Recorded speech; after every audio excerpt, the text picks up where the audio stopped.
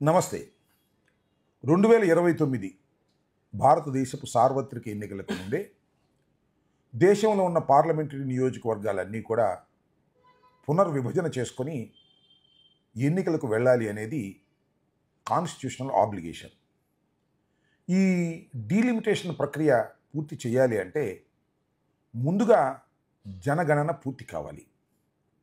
జనగణన వాస్తవానికి ఎప్పుడూ పూర్తి కావాల్సి ఉన్నప్పటికీ కూడా కోవిడ్ వలన దాన్ని వాయిదా వేసుకోవాల్సినటువంటి పరిస్థితి ఏర్పడింది. అందువల్ల 2026కి జనగణన పూర్తి చేసుకొని డీలిమిటేషన్ ప్రక్రియను ప్రారంభించాలనేది ప్రభుత్వం ఆలోచిస్తున్నటువంటి అంశం. ఖచ్చితంగా 2029 ఎన్నికలకు డీలిమిటేషన్ పూర్తి చేసుకొని మాత్రమే ఎన్నికలకు వెళ్ళవలసినటువంటి పరిస్థితి ఉన్నది. ఇక్కడ ఇంకొక విషయాన్ని కూడా చెప్పాలి. ఈ దేశవ్యాప్తంగా జరుగుతున్నటువంటి డీలిమిటేషన్ ప్రక్రియలో మన ఆంధ్రప్రదేశ్ డీలిమిటేషన్ కూడా ఉన్నది. అదేమిటంటే రాష్ట్ర విభజన జరిగిన తర్వాత 175 సీట్లు మనకు వస్తే దాన్ని 225 సీట్లుగా విభజించుకొని ఎన్నికలకు వెళ్ళాలి అని అనుకుంటున్నాం. ఈ రెండు కూడా సైమల్టేనియస్గా 2029కి జరుగుతుందనేది అందరూ ఆశిస్తున్నటువంటి అంశం. అయితే ఇక్కడ కీలకమైన అంశం ఏమిటంటే 2009 ఎన్నికల్లో డీలిమిటేషన్ ప్రక్రియ జరిగింది. ఆ డీలిమిటేషన్ ప్రక్రియ ఏమిటంటే పెద్ద వివాదాలకు తావులేనటువంటి ప్రక్రియ. 543 నియోజకవర్గాలు ఉంచి ఆ తరువాత డీలిమిటేషన్ చేశారు. అంటే రీఅడ్జస్ట్మెంట్ మాత్రమే చేశారు, నియోజకవర్గాలు పెరగలేదు. ఇక్కడ ఇప్పుడు వచ్చినటువంటి పెద్ద సమస్య ఏమిటంటే భారతదేశంలో 543 పార్లమెంటు సీట్లుంటే ఈ 543 పార్లమెంటు సీట్లని కూడా 850 సీట్లుగా వర్గీకరించాలనేది ఇవాళ ప్రయత్నం జరుగుతోంది. ఇక్కడే వివాదం కూడా ప్రారంభమవుతుంది. అదేమిటంటే 543 850 అవుతాయి. ఈ 850 మంది కూర్చోవడానికి వీలుగా, బాధ్యతలు నిర్వహించడానికి వీలుగా నూతనంగా ఏర్పాటు చేసినటువంటి పార్లమెంటును కూడా డిజైన్ చేసి కంప్లీట్ చేశారు. అది మనం ఇక్కడ గుర్తుపెట్టుకోవాలి. ఎప్పుడైతే 543 850 అవుతాయో, సీట్లు పెరుగుతున్నాయో లేదు, అందరికీ సంతోషమే, ఎవరికి అభ్యంతరం లేదు. కానీ ఇక్కడ అభ్యంతరం వల్ల ఏమిటాయంటే 56% పెరుగుతూ ఉంది. అంటే 543 సీట్ల నుంచి 850 సీట్లకు వెళుతున్నప్పుడు 56% ఆఫ్ సీట్స్ పెరుగుతున్నాయి. కానీ భారత రాజ్యాంగం 81 క్లాజ్ 2 చెప్పిన ప్రకారం ఏమిటంటే జనాభా నిష్పత్తి ప్రకారమే సీట్లు కేటాయింపు జరగాలి. ఆ ప్రక్రియ ఏమిటంటే భారతదేశంలో ఉన్నటువంటి జనాభా, మన రాష్ట్రంలో ఉన్న జనాభా పర్సంటేజ్ చూస్తే, ఫర్ ఎగ్జాంపుల్ మన రాష్ట్రంలో భారతదేశంలో ఉన్న జనాభాలో 4% ఉన్నారనుకోండి, 4% పార్లమెంట్ సీట్లు మాత్రమే మనకు కేటాయించబడతాయి. ఈ ప్రక్రియ ఇలా జరిగితే ఏం జరుగుతుంది అంటే దక్షిణ భారతదేశంలో గణనీయంగా సీట్లు తగ్గిపోతున్నాయి. ఆ పర్సంటేజ్ పెరగటంలా మొత్తం 56% పెరుగుతూ ఉంటే దక్షిణ భారతదేశంలో మాత్రం 56% సీట్లు పెరగటంలా. మనకు 25 ఉన్నాయి అనుకోండి సీట్లు, 56% సీట్లు పెరగటంలా. కారణం ఏంటంటే జనాభా. భారతదేశంలో నార్దర్న్ స్టేట్స్లో జనాభా పెరుగుదల గణనీయంగా ఉంది. సౌత్ స్టేట్స్లో జనాభా పెరుగుదల గణనీయంగా లేదు. లేకపోవటం వల్ల ఏం జరుగుతుందంటే ఈ 850 సీట్లు మేజర్గా సీట్లన్నీ కూడా ఉత్తర భారతదేశానికి వెళ్ళిపోతున్నాయి, దక్షిణ భారతదేశానికి తగ్గిపోతున్నాయి. దీనివల్ల జరిగేటటువంటి ప్రమాదం ఏమిటని దక్షిణ భారతదేశంలో ఉన్న ప్రజలు కానీ, రాజకీయ పార్టీలు కానీ, నాయకులు కానీ, విశ్లేషకులు కానీ భావిస్తున్నది ఏమిటంటే మన సీట్లు ఎప్పుడైతే భారీగా తగ్గిపోతాయో ఉత్తర భారతదేశం డామినేషన్ పెరుగుతుంది, శాసనాలు నిర్మించేటప్పుడు మన బాధ్యత తగ్గుతుంది. అదేవిధంగా నిధుల కేటాయింపులో కూడా మనకు గణనీయంగా తగ్గిపోయే ప్రమాదం ఉన్నది అనేది అందరూ భావిస్తున్నటువంటి అంశం. యాజ్ ఇట్ ఈజ్గా 81 క్లాజ్ 2 ప్రకారం ఈ పునర్విభజన జరిగితే ఎక్కువ సీట్లు నార్త్కు వెళ్ళిపోతాయి, సౌత్కు చాలా తక్కువ వస్తాయి. దాన్నే అన్యాయం జరుగుతుందనేటువంటి భావనలో కూడా మనకు రావటం జరిగింది. ఇక్కడ ఒక విషయాన్ని కూడా మనం చెప్పుకోవాలి. చాలా కాలం నుంచి ఒక అభిప్రాయం సౌత్లో ఉంది. అదేమిటంటే నార్త్ స్టేట్స్ సౌత్ను డామినేట్ చేస్తున్నాయని, ఢిల్లీని క్యాపిటల్గా చేసుకొని పరిపాలన చేస్తున్నటువంటి నార్దర్న్ స్టేట్స్ అన్నీ కూడా సౌదర్న్ స్టేట్స్ మీద పెత్తనం చేస్తున్నాయనేటువంటి భావన కూడా ఉంది. దానికి ప్రధానమైన కారణం ఏమిటంటే భారతదేశానికి స్వాతంత్రం వచ్చిన తర్వాత పరిపాలన చేసినటువంటి ప్రధాన మంత్రులు ఎక్కువ మంది నార్త్ స్టేట్ నుంచే వచ్చారు. మన సౌత్ నుంచి ఎవరు రాలా. ఒక పివి నరసింహారావు, దేవగౌడు మినహా ఎవరు వచ్చిన దాఖలాలు లేవు. ఇక్కడ ఒక విషయాన్ని కూడా మీకు నేను గుర్తు చేయాలి. ఆంధ్ర తెలంగాణ ఫీలింగ్ మీరు చూశారు కదా. ఆంధ్ర తెలంగాణలో కూడా ఉమ్మడి ఆంధ్రప్రదేశ్లో తెలంగాణ నుంచి ముఖ్యమంత్రులు చాలా తక్కువ మంది ఉన్నారు. ఆంధ్రప్రదేశ్ నుంచి చాలామంది ముఖ్యమంత్రులు చేశారు. దానివల్ల కూడా ఆంధ్ర తెలంగాణ అనేటువంటి ఫీలింగ్ పెరగడానికి అవకాశం ఉంది. సేమ్ టు సేమ్ ఇక్కడ కూడా ఉత్తర భారతదేశం, దక్షిణ భారతదేశం అనే ఫీలింగు పెరుగుతూ వచ్చిన మాట వాస్తవం. అది చాప కింద నీరులాగా ఉంది.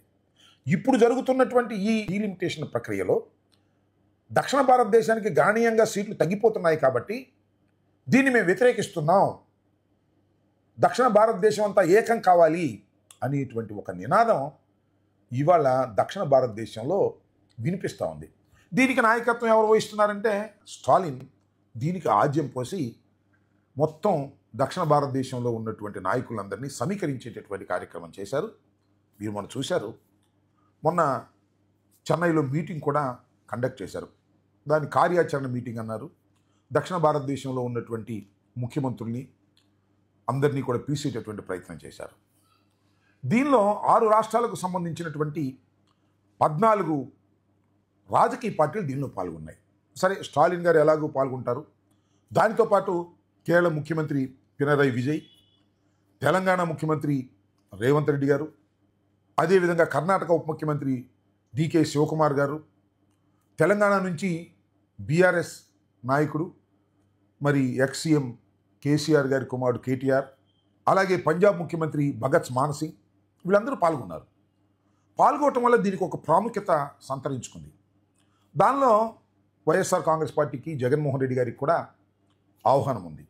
కానీ జగన్మోహన్ రెడ్డి గారు ఆ మీటింగ్కి అటెండ్ కాకుండా ఒక లెటర్ని మాత్రం అటు కేంద్ర ప్రభుత్వానికి అదేవిధంగా ఈ సమావేశానికి కూడా పంపారు. దక్షిణ భారతదేశానికి అన్యాయం జరిగేటటువంటి మాట వాస్తవమేనని. దీనికి అమిత్ షా గారు ఆ మధ్యన తమిళనాడులోనే ఒక స్టేట్మెంట్ ఇచ్చారు. దక్షిణ భారతదేశానికి అన్యాయం జరగకోకుండానే ఈ సీట్ల విభజన జరుగుతుంది, జనాభా నిష్పత్తితోనే కాకుండా వేరే మార్గాన్ని కూడా అన్వేషిస్తాము అనేటువంటి మాట మాట్లాడారు. దాన్నే జగన్మోహన్ రెడ్డి గారు తన లెటర్లో కూడా ఉటంకించారు. అంటే ఇప్పుడు జనాభా ప్రాతిపదికన కాకుండా ఏరియా ప్రాతిపదికనో లేకపోతే అంతకుముందు కేటాయించబడినటువంటి పార్లమెంటు సీట్ల యొక్క గ్రౌండ్ మీదో తీసుకుంటే కొంత న్యాయం జరుగుతుందనేటువంటి ఉద్దేశంలో దక్షిణ భారతదేశంలో ఉన్నటువంటి నాయకులు ఏకీకృతం అవుతూ ఉన్నారు. ఏదైనా జనాభా నిష్పత్తి ప్రకారమే చేయాలి వాస్తవానికి. కానీ దక్షిణ భారతదేశంలో జనాభా తగ్గటానికి ప్రధానమైనటువంటి కారణం ఏంటంటే, అయ్యా మేము కుటుంబ నియంత్రణని ప్రభుత్వం చెప్పిన విధంగా అమలు చేశాము, అమలు చేసినందుకు మాకు ఈ శిక్ష, ఆ నార్దర్న్ స్టేట్స్లో అమలు చేయలేదు, వాళ్ళు జనాభా పెరిగిపోయారు, అందువల్ల వాళ్ళకు మీరు ఎక్కువ సీట్లు కేటాయిస్తే చాలా తీవ్రమైనటువంటి అన్యాయం జరుగుతుందని, న్యాయపరమైన విభజన జరగాలి అంటే అలా కాకుండా సౌత్కు ప్రత్యేకంగా గుర్తుపెట్టుకుని చేయాలనేది ఒక డిమాండ్ తీసుకొస్తే, దానికి అమిత్ షా గారు తమిళనాడు వచ్చినప్పుడే ఒక బహిరంగ సభలో మాట్లాడుతూ దక్షిణాదికి అన్యాయం జరగకుండా మేము చేసే బాధ్యత మాది అని ఒక హామీ ఇచ్చారు. దాన్నే జగన్మోహన్ రెడ్డి గారు కూడా తన లెటర్లో చెప్పారు. ఎప్పుడైతే మీరు దక్షిణాదికి న్యాయం చేయాలి అంటే ఆర్టికల్ 81 క్లాజ్ 2A ఎమెండ్ చేయాలి. అంటే జనాభా నిష్పత్తి ప్రకారం నియోజకవర్గాలు కేటాయింపు కాకుండా అంతకు ముందున్న నియోజకవర్గాలకి పెరుగుతున్నటువంటి పర్సంటేజ్కి లింక్ చేసి ఒక న్యాయబద్ధమైనటువంటి ప్రక్రియను మీరు చేయాలంటే రాజ్యాంగాన్ని సవరించవలసినటువంటి అవసరం ఉంటుంది అని ఆయన చాలా స్పష్టంగా చెప్పడం జరిగింది. కాబట్టి ఇప్పుడు ఎలాగూ ఈ విషయం మీద అటు నార్దర్న్ స్టేట్స్ ఇటు సౌదర్న్ స్టేట్స్ మధ్యన ఒక అగాధం ఏర్పడుకోకుండా ఉండాలి అంటే భారతీయ జనతా పార్టీ ఈ సున్నితమైన అంశాన్ని చాలా జాగ్రత్తగా పరిశీలించి ముందుకు వెళ్ళవలసినటువంటి అవసరం ఉంటుంది. దీనిలో ఇంకొక విషయాన్ని కూడా మనం చెప్పాలి. ఇప్పుడు 3 సార్లుగా గెలుస్తున్నటువంటి భారతీయ జనతా పార్టీ వ్యతిరేక శక్తులన్నీ కూడా దీన్ని బలపరిచేటటువంటి అవకాశం ఉంది దక్షిణ భారతదేశంలో. ఇలా చేయటం వలన భారతీయ జనతా పార్టీని ఇరకాటంలో పెట్టాలనే ప్రయత్నం కూడా రాజకీయంగా జరిగేటటువంటి అవకాశం ఉంది. కాబట్టి భారతీయ జనతా పార్టీ దక్షిణాది రాష్ట్రాలకు న్యాయం చేసే విధంగా అవసరమైతే రాజ్యాంగ సవరణ చేసి సీట్ల విషయంలో నార్త్కి సౌత్కి కూడా సమానంగా జరుగుతుంది, న్యాయబద్ధంగా జరుగుతుంది అనేటువంటి భావన కలిగించకపోయినట్లయితే, మీరు చూశారు కదా తెలంగాణ ఆంధ్ర ఏ విధంగా ఉద్యమాలు వచ్చాయో, అదేవిధంగా దక్షిణ భారతదేశం ఉత్తర భారతదేశం అనేటువంటి ఉద్యమాలు వచ్చినా పెద్ద ఆశ్చర్యపడవలసినటువంటి అవసరం లేదని నేను ఈ సందర్భంగా చెప్పదలుచుకున్నాను. దీనికి ఇవాళ తక్షణమే చేయవలసిన పని ఏంటంటే, ఇప్పుడైతే ఈ జనాభా గణన మొదలుపెట్టక ముందే కేంద్ర ప్రభుత్వం ఒక హామీ ఇవ్వవలసినటువంటి బాధ్యత ఉంది. ఆ హామీ ఇవ్వకపోలేదనుకో, ఆలస్యం అవుతుందనుకో, మీరు చూశారు కదా తమిళనాడులో స్టాలిన్ నాయకత్వంలో సమావేశం జరిగింది. మళ్ళా త్వరలో తెలంగాణలో మరి తెలంగాణ ముఖ్యమంత్రి రేవంత్ రెడ్డి గారి నాయకత్వంలో మరొక సమావేశం జరిగి పబ్లిక్ మీటింగే పెట్టాలని, రెచ్చగొట్టాలనేటువంటి ప్రయత్నాలు జరుగుతున్నాయి.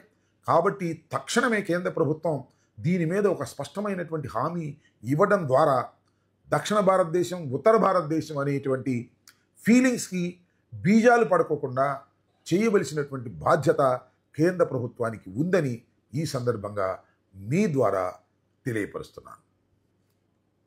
ధన్యవాదాలు.